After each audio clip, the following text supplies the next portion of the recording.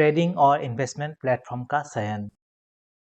हमारी financial journey के लिए सही ट्रेडिंग या इन्वेस्टमेंट प्लेटफॉर्म का चुनाव बहुत जरूरी है। उदाहरण के लिए Zerodha, angel one, grow, Upstox जैसे प्लेटफॉर्म ट्रेडिंग और निवेश की सुविधा देते हैं। ऐसे ही और भी दूसरे ट्रेडिंग या इन्वेस्टमेंट प्लेटफॉर्म है। निवेश करने से पहले कौन सा प्लेटफॉर्म क्या सुविधा देता है और फीस कितनी लेता है, ये सभी जानकारी इकट्ठा करना जरूरी होता है। उसके बाद हम लोगों को जो भी अच्छा लगे उन प्लेटफॉर्म के जरिए निवेश कर सकते हैं। इतने सारे ऑप्शन के साथ ये जरूरी है कि हम ऐसे प्लेटफॉर्म चुने जो हमारे निवेश के लिए सही हो।